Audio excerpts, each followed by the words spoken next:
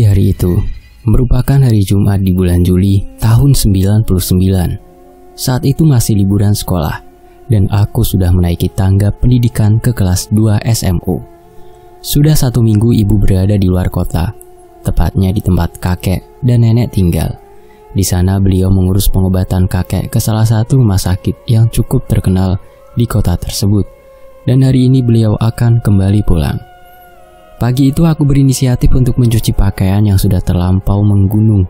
Kupisahkan pakaian putih dengan pakaian yang berwarna supaya tidak terkena luntur. Setelah dikeringkan, kemudian aku menuju ke halaman belakang untuk menjemurnya. Ketika menjejakkan kaki di halaman belakang, kudongakkan wajahku ke langit yang dihiasi lebih dominan awan hitam dan terlihat sang mentari seperti malu untuk menampakkan diri. Karena situasi saat itu hanya mendung, maka aktivitas menjemur pakaian pun kulanjutkan. Setelah selesai menjalankan keseluruhan aktivitas mencuci, aku rebahkan tubuhku di sofa untuk sedikit menghilangkan rasa lelah. Tak terasa mataku terpejam dan tubuhku beralih ke dunia mimpi. Di dunia itu, aku berada di sebuah perempatan jalan yang tak ada satupun kendaraan yang terlihat. Anehnya, terdapat tempat tidur yang luas, sehingga menutupi kedua ruas jalan. Tempat tidur tersebut begitu indah dipandang mata, sehingga membuatku terpana dan terbujuk untuk segera menaikinya. Tanpa berpikir apapun, aku langsung merebahkan tubuh di tempat tidur tersebut. Angin sepoi-sepoi yang entah datang dari mana menerpa tubuhku dengan lembut, serta pandangan mata yang langsung ke arah langit yang cerah mampu membuatku terbelenggu dalam kenyamanan. Ketika aku sudah terbuai oleh suasana saat itu, nampak dari langit sesuatu benda yang mulai bermunculan dan menjatuhkan diri. Lambat laun, benda itu membesar seiring posisinya mendekatiku yang mampu membuatku terhenyak dan terhempas dari kenyamanan yang sebelumnya kurasakan. Semakin posisinya mendekat, membuatnya semakin jelas terlihat bahwa benda itu menyerupai batu yang sangat besar yang siap menghujani tubuhku yang sedang terbujur kaku. Atas ketidakberdayaanku untuk menghindar, terasa beberapa batu itu sukses menghantam tubuhku dengan telak. Setelah peristiwa itu berakhir, aku kemudian bangkit dan duduk dengan nafas yang terengah-engah. Apa sebenarnya yang sudah terjadi? Aku lihat situasi di sekitar, namun tak ada satupun batu yang tadi berjatuhan tergeletak di sekitarku. Mataku terfokus pada satu sudut jalan, di mana ada seorang kakek yang tersenyum kepadaku. Kemudian beliau berkata, "Apabila yang mengenai tubuhmu 4 batu, berarti 4. Namun apabila yang mengenaimu 5 batu, maka 5. Setelah mengatakan itu kemudian, beliau hilang. Tidak berselang lama, dengan menghilangnya seorang kakek tadi, aku terbangun dari mimpiku. Masih dengan nafas yang terengah dan bercucurannya keringat membasahi wajah, aku beranjak keluar rumah. Kutatap langit yang masih murung, membuatku sangat khawatir terhadap kondisi kakekku. Aku duduk termenung di halaman depan, berusaha untuk mentakwilkan mimpi tadi. Ya Allah, apakah ini merupakan pertanda yang ingin Engkau beritahukan kepadaku? Nafas ini mulai terasa sesak, dan mata pun sudah tak mampu membendung air yang sedikit demi sedikit mulai membasahi wajah. Terdengar suara motor Vespa dari kejauhan yang menandakan ayah segera datang. Aku tak boleh terlihat seperti ini. Aku lari berdiri dan segera masuk menuju kamar mandi. Selepas mandi dan berpakaian, aku hampiri ayah yang sedang duduk di sofa. "Pah, Aidin mau minta izin. Selepas sholat Jumat nanti mau berangkat ke rumah kakek ya." "Memangnya ada apa? Kok tiba-tiba mau ke rumah kakek?" "Aidin hanya pengen ketemu kakek, pengen lihat kondisi kakek juga, Pah." Ayah memperhatikan wajahku, kemudian menjawab, "Sebentar lagi Mama datang. Nanti kita tanyakan kondisi kakek.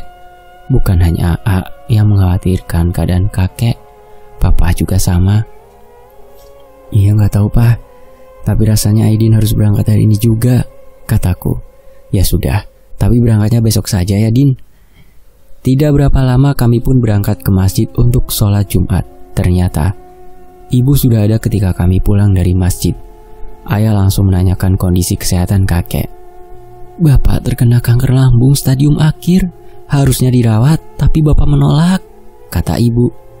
Waktu tadi mama pulang bagaimana kondisi bapak? Tanya ayah. Sudah terlihat membaik, bahkan sudah bisa ke kamar mandi sendiri. Oleh sebab itu mama tidak terlalu khawatir untuk pulang. Hanya saja ada kejadian aneh kemarin. Bapak ngomong ada tamu, padahal gak ada siapa-siapa. Gak ada menurut penglihatan kita. Tapi kan mama tahu sendiri seperti apa bapak, jawab ayah. Iya mama tahu, tapi bapak bilang gini ke mama. Teh, tahu gak tadi siapa yang datang? Dia itu Ridwan yang nanti akan mengurus bapak. Jadi teteh pulang aja, jangan khawatirin bapak. Ayah langsung melihatku setelah ibu mengatakan hal itu. Sekali lagi papa mau nanya, kenapa tiba-tiba mau berangkat sekarang ke rumah kakek? Tanya ayah. Entahlah pak, Aidin gak bisa ngasih tahu alasannya. Tapi firasat Aidin bilang hari ini mesti kesana. Ayah terlihat sedang berpikir dan menimang-nimang untuk segera mengambil langkah. Tidak lama beliau berdiri dan mengajak ibu masuk ke kamar mereka. Setelah sekitar 20 menitan, ayah dan ibu keluar kamar. Namun baru saja ayah akan duduk di sofa, terdengar dering suara telepon rumah. Ayah bergegas mengangkat telepon. Halo, assalamualaikum. Bi Leni yang menjawab dari sana. Waalaikumsalam ini Leni. Bapak bapak. Tenang Len, tenang, atur nafasnya. Ada apa dengan bapak? Bapak muntah darah Leni mesti ngapain? Bawa bapak ke rumah sakit sekarang Len. Minta bantuan sama mahasiswa yang ngekos. Asal nanti sama teteh berangkat. Sudah, tapi bapaknya gak mau. Bapak bilang pengen istirahatnya di rumah jawab Leni. Kalau begitu kamu siap-siap, nanti kesana. Bilang sama bapak, nanti jemput untuk dibawa ke sini. Gagang telepon pun kembali ke sarangnya. Wah, papa ke sekolah dulu. Mau pinjam mobilnya kepala sekolah buat jemput bapak. Iya ya, jawab ibu. Ayah langsung pergi mengendarai motor Vespanya. Selang 30 menit beliau sudah kembali ke rumah. Siap-siap, kita berangkat sekarang. Pak Farid sudah menunggu kita di depan, ucap ayah sambil masuk kamar untuk mengganti pakaian. Iya, jawabku. Aku yang memang sudah mempersiapkan diri sejak keberangkatan ayah hanya bergegas ke dapur untuk mengambil segelas air. Tak lama, aku dan ayah berangkat, sedangkan ibu dan kedua adikku tinggal di rumah untuk mempersiapkan semuanya. Oh ya, untuk informasi ya, aku di sini masih mempunyai 2 adik kandung. Adik pertamaku perempuan bernama Ana, waktu itu 11 tahun, dan adik keduaku laki-laki bernama Rama, 5 tahun. Perjalanan kami diiringi hujan yang cukup deras. Cahaya petir tak henti-hentinya berkelebat, sehingga menciptakan teriakan-teriakan di langit yang menggelegar. Suasana tersebut tak membuat Pak Farid gentar untuk tetap menjalankan mobil dengan kecepatan tinggi, namun penuh kewaspadaan.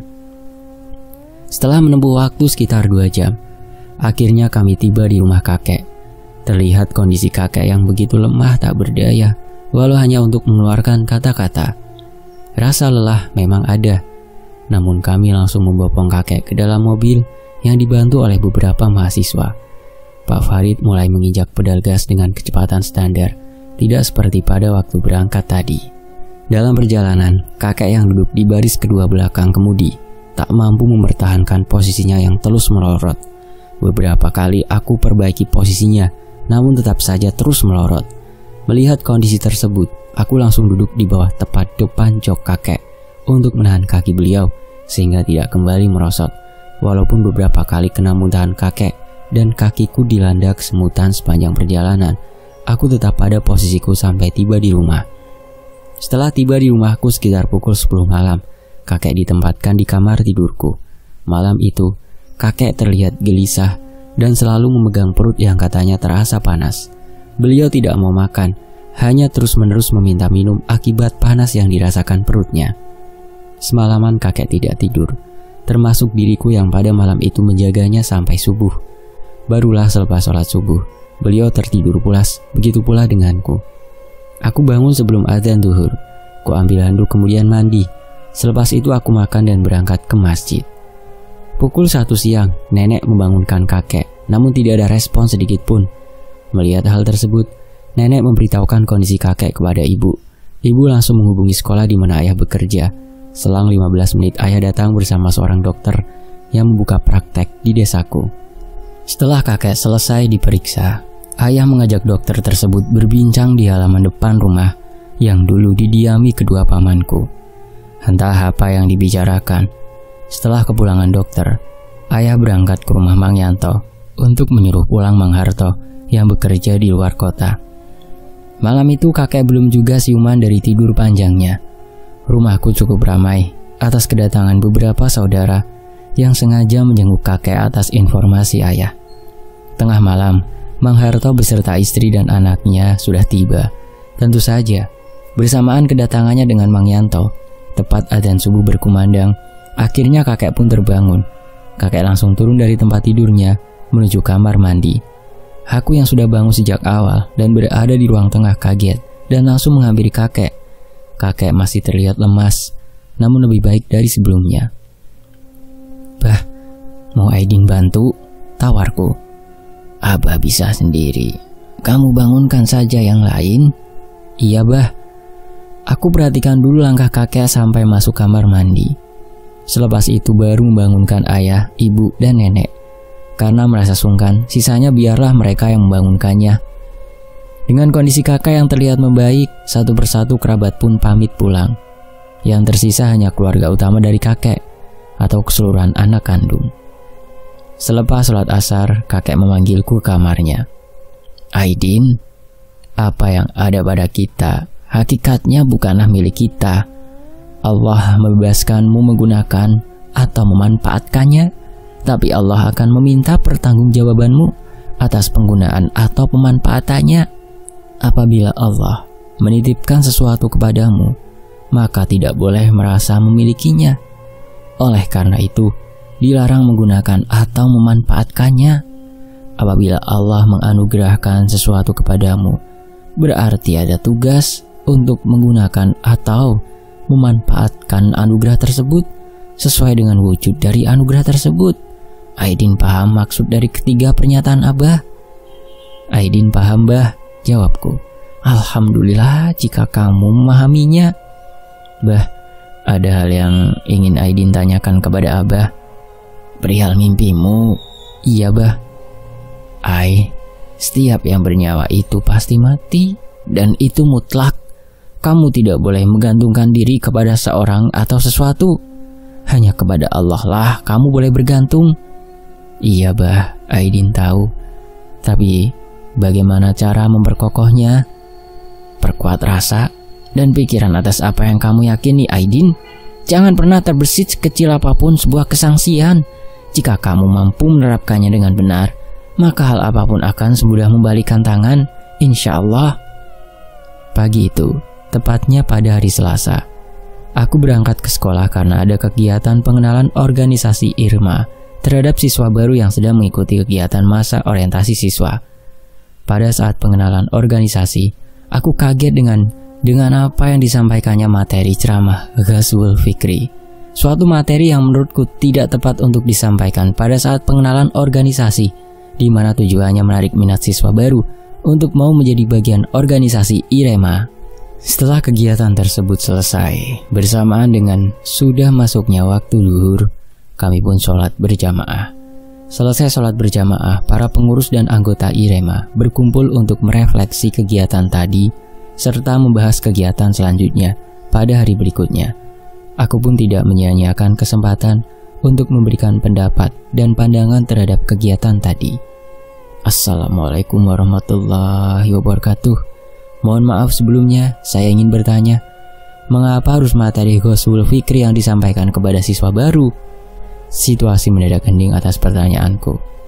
Sesaat tidak ada yang menjawab, akhirnya ketua yang berbicara. "Silahkan diutarakan apabila kamu memiliki pandangan atas kegiatan tadi." "Begini, Kang, bukankah kegiatan tersebut untuk menarik minat siswa baru untuk bergabung dengan kita?" "Betul," jawab ketua.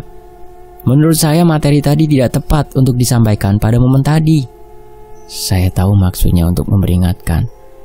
Tapi dengan penyampaian seperti tadi, saya cukup yakin mereka akan segan untuk bergabung. Bahkan tidak menutup kemungkinan mereka akan berpandangan bahwa organisasi kita berusaha membentuk mereka menjadi manusia yang berkarakter keras. Kenapa kita tidak menyampaikan kajian yang ringan, Misalkan berkenaan dengan kata Islam itu sendiri yang dihubungkan dengan akhlak Rasul, di mana materinya kita buat sedemikian sehingga menimbulkan minat mereka untuk mempelajari Islam lebih dalam. Seharusnya kamu sampaikan pendapat ini sebelum kegiatan perkenalan tadi, Aidin. Percuma kalau dibicarakan sekarang. Memangnya aku diundang untuk terlibat dalam kegiatan ini? Seharusnya dengan sedikitnya anggota baru pada angkatanku bisa dijadikan pertimbangan kalian dalam memutuskan. Jawabanku ternyata membuat kikuk salah satu pengurus yang tadi berbicara. Aku pun lalu memandang ketua sambil berkata, "Kang, bukannya aku pernah meminta untuk melihatkan kami anggota baru dalam setiap kegiatan yang dijalankan organisasi kita dengan tujuan supaya ada pengalaman buat kami. Bukankah tahun depan kami yang akan menjadi pengurus yang menjalankan organisasi ini? Bagaimana kami mampu menjalankan amanah apabila kami tidak mempunyai pengalaman sedikit pun?" Tiba-tiba terdengar bisikan, "Ingat mimpimu."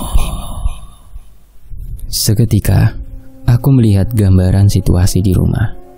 Terlihat Mang Harto sedang membaca Al-Quran di samping tubuh kakek yang terbaring lemah.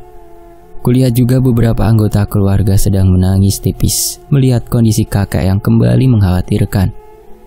Melihatku yang terdiam dengan tatapan kosong, sang ketua berusaha menyadarkanku. Aidin, kenapa kamu? Aidin!" Teriakan itu sukses menghilangkan gambaran yang kulihat. Aku baik-baik saja kok, Kang. Oh ya, dengan beberapa pertanyaan atau pernyataan tadi yang sebenarnya mencerminkan kegundahanku, mohon maaf, Kang. Aku menyatakan keluar dari organisasi ini. Tapi jangan takut, aku tidak akan pernah menghasut teman-teman kelas 19 untuk ikut keluar. Namun aku pun tidak bisa menjamin mereka untuk tetap berada di organisasi ini, mengingat mereka bergabung pun dikarenakan mengikutiku. Oleh karena itu, saya pamit. Assalamualaikum. Sesampainya di rumah, aku langsung menuju kamar di mana kakek terbaring yang ditemani nenek. Beliau melihatku, namun beliau bertanya kepada nenek, "Siapa, Mah?" "Aidin, Pak," sahut nenek. Mendengar jawaban nenek, kakek menangis dan menyuruhku mendekatinya. Ku peluk kakekku dan kudekatkan telingaku dengan bibir beliau. Terdengar kakek berkata lirih, "Aidin, sekarang kamu yang memegang kunci rumah dan tanah kakek. Hanya kamu yang bisa melepas ikatan dan membuka pintunya." Kunci di sini dalam tanda kutip ya, dan melepas ikatan juga tanda kutip. "Bersiaplah dan bertawakallah dengan sebenar-benar tawakal." "Iya, Kek," jawabku. Dengan semakin terasa sesak di dadaku, aku coba menuntun kakek dengan mendekatkan bibirku sambil berucap lirih, "La ilaha illallah Muhammad Rasulullah. Allah, Allah, Allah." Terlihat bibir kakek mengikuti ucapanku. Mendengar suara teriakan bapak dari tanteku, yaitu putri bungsu kakek yang usianya berdekatan denganku, sambil menangis dan lari keluar kamar. Aku tarik Mang Harto untuk menggantikan posisiku. Aku pun bergegas untuk mengejarnya dengan niatan untuk meredakan kehisterisannya. Namun sebelum kaki ini keluar dari kamar, terdengar beberapa orang mengucapkan, "Inna lillahi wa inna ilaihi raji'un," yang otomatis membuatku membalikan badan dan melihat wajah kakek yang dihiasi senyuman pada bibirnya setelah terlepas dari ruh yang selama ini menyatu dengan raganya. Kakiku terasa lemas, namun aku tetap melangkah mendekati tanteku yang semakin histeris setelah ditinggalkan oleh ayahnya tercinta tepat pada saat adzan ashar berkumandang di masjid kampungku. Tanteku, yaitu Bi Yanti, langsung berdiri mengetahui aku berada di depannya dan memelukku sambil berkata, Bapak." Tak banyak kata yang mampu ku keluarkan saat itu, hanya ucapan, "Iya." Dengan tanganku mengelus punggungnya. Tak lama tante pun mampu menguasai emosinya. Dia berjalan menuju kamar di mana raga kakekku terbaring. Sedangkan aku menuju kamar mandi untuk berwudu. Kupakai motor kesayangan ayah bersama Mang Harto menuju masjid untuk sholat berjamaah, sekalian memberitahukan informasi atas telah meninggalnya kakek. Selepas sholat maghrib, jenazah kakek dibawa ke masjid untuk disolatkan. Walaupun masjid tersebut cukup luas, namun kapasitas masjid yang tidak memungkinkan menampung keseluruhan yang hadir, maka sholat jenazah dilakukan bergiliran dan terbagi menjadi 3 kelompok. Akhirnya, tahap menyolatkan jenazah kakek sudah selesai. Kami pun berjalan menuju tempat pemakaman umum. Saat jenazah kakek akan dikebumikan, aku melihat seorang raja yang dulu pernah kutemui ada di sana. Tidak hanya beliau, ada juga sesosok wanita tersenyum padaku, penuh kewibawaan. Di malam setelah proses penguburan kakek, aku bermimpi bertemu beliau dengan wajah dan penampilan berbeda ketika beliau masih hidup. Kakek mengatakan, "Aidin, janganlah kamu bersedih. Sebetulnya Abah belum meninggal." "Apa maksudnya kalau Abah belum meninggal?" tanyaku. Tak ada jawaban apapun dari kakek, hanya sebuah senyuman sebelum akhirnya beliau menghilang. Kakek adalah guruku dalam setiap kajian mengenai pendalaman ilmu agama. Kakek adalah tabibku ketika aku sedang jatuh sakit. Kakek adalah pembimbingku dalam setiap aktivitas spiritual. Selesai. Sehebat-hebatnya makhluk tidak akan pernah melebihi kehebatan Allah, Rob keseluruhan alam. Ketika waktu kematian sudah ditetapkan Allah bagi makhluknya, maka tak ada satupun makhluk yang mampu lari dari kematian itu. Sudah siapkah kita untuk mati? Sekian cerita mengenai peristiwa meninggalnya kakek.